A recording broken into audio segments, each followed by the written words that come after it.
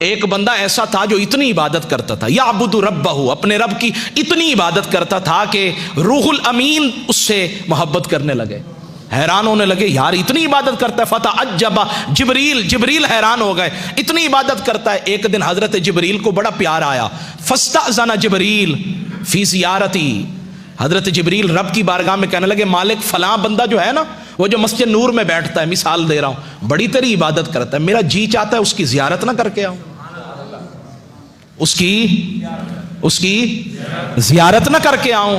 حضرت جبریل نے جب یہ بات کی نا، رب نے فرمایا تجھے اجازت ملے گی، اذن لہ، اجازت دیتے ہیں، بشرط، لیکن ایک شرط ہے۔ کیا شرط ہے؟ کہا ان ینظر فی اللوح المحفوظ، لوح محفوظ میں اس کا اصل، اس کی جو قسمت ہے نا، تقدیر ہے، ذرا وہ دیکھ لو۔ جب حضرت جبریل نے لوح محفوظ میں دیکھا نا، تو کہتے وہاں تو اس کو شقی لکھ دیا تھا، بدبخت لکھا ہوا تھا۔ حیران ہو گئے، زمین پہ اترے، اس بندے کی طرف گئے، سلام دعا کے بعد اسے بتایا میں جبریل ہوں۔ وہ پھر بھی اس کی عبادت میں لگا رہا۔ کچھ ہوتے ہیں جو حضرت خضر کے پیچھے بھاگتے ہیں، اور کچھ وہ ہوتے ہیں حضرت خضر بھی آ جائیں نا، میں بے ادبی نہیں کر رہا، وہ کہتے ہیں جی خضر آنا تیرا آنا مبارک، لیکن جس کی عبادت میں کر رہا ہوں نا، مجھے کسی کے لیے توجہ دینے کی ضرورت نہیں ہے۔ تو فرماتے ہیں بات ختم ہو گئی، فرماتے ہیں حضرت جبریل نے کہا تجھے اللہ نے بدبخت لکھا ہے۔ وہ پتہ کیا کہنے لگا؟ الحمدللہ، نہیں سبحان، اونچی بانا سبحان اللہ، ہر حال میں راضی رہنا، جیسے تو راضی ویسے میں راضی۔ کہنے لگا الحمدللہ، یا اللہ تیرا بڑا کرم ہے، کم از کم لکھا تو ہے نا، بدبخت لکھا تو ہے نا، کچھ نہ کچھ تو لکھا ہے، ادھر لکھے پھر بھی تیری مرضی ہے، ادھر بھی لکھے تیری مرضی ہے، کم از کم اتنا تو دلاسا ہے کہ تو نے لکھا ہے۔ حضرت جبریل کہنے لگے شاید کہ فظن جبریل انہ لم یسمع کلامہ، وہ کہنے لگے شاید اس نے میری بات کو سنا نہیں ہے۔ فاعاد علیہ القول، اس حضرت جبریل نے پھر کہا حضرت آپ تو ساری زندگی عبادت کرتے رہے، سجدے کرتے رہے، اور رب کا یہ معاملہ ہے کہ اس نے آپ کو شقی لکھ دیا ہے۔ اس نے پھر کہا الحمدللہ۔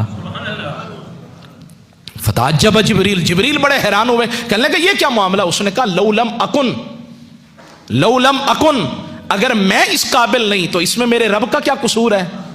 میں اگر ہوں ہی نکما، میری ذات میں میری قسمت میں لکھا ہی نہیں ہے، تو اس میں میرے رب کا کیا قصور ہے؟ جبریل نے سنا تو اس بات میں بھی بڑا تعجب آیا، اور جب تعجب آیا نا تو فرماتے ہیں اللہ نے آواز لگائی، صدا لگائی، جبریل اب ذرا انظر فی اللوح المحفوظ، اب دیکھو نا لوح محفوظ میں۔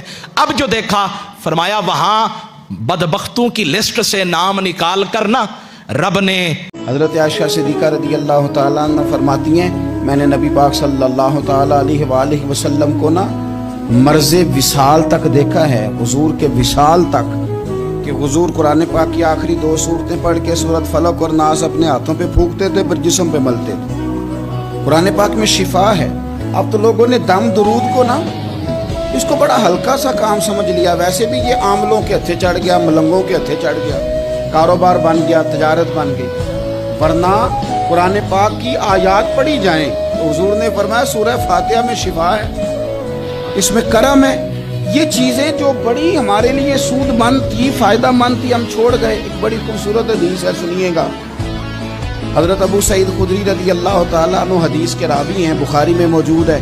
ارشاد فرماتے ہیں کہ ہم ایک سفر پہ تھے، واپس آ رہے تھے، ایک جگہ رات کو قیام کیا، سونا تھا، بستی تھی، بستی کے لوگوں نے نہ کھانا پوچھا نہ پانی پوچھا، کوئی ضیافت نہیں تھی۔ آدھی رات کا وقت آیا تو ایک بندہ دوڑا آیا، کہنے لگا ہمارے سردار کو بچھو نے کاٹ لیا ہے، تم میں سے کوئی بندہ دم درود کر لیتا ہے؟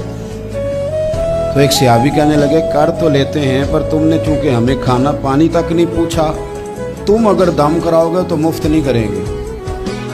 بخاری پڑھ رہا ہوں، پیسے لگیں گے۔ کتنے پیسے؟ بکریوں کا ایک ریوڑ پورا۔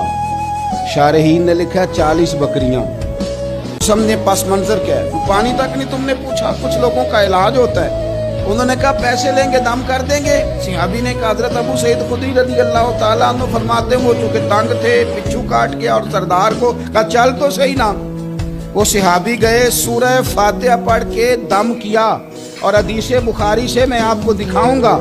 لوگ کہتے ہیں دم کدھر سے آ گیا؟ بخاری پڑھ رہا ہوں، صحیح بخاری۔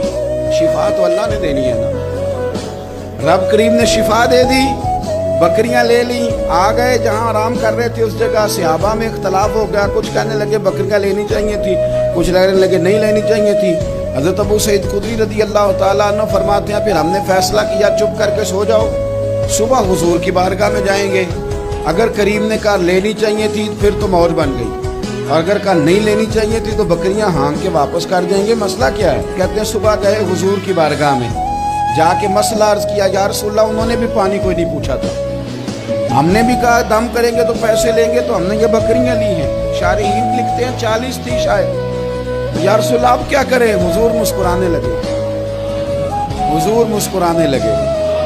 جس کے گچھے سے لچھے جڑے نور کے، ان ستاروں کی نزہت پہ لاکھوں سلام، اور جس کی تسکین سے روتے ہوئے ہنس پڑے، اس تبسم کی عادت پہ لاکھوں سلام، اور ان کی باتوں کی لذت پہ بے حد درود، ان کے خطبے کی ہیبت پہ لاکھوں سلام۔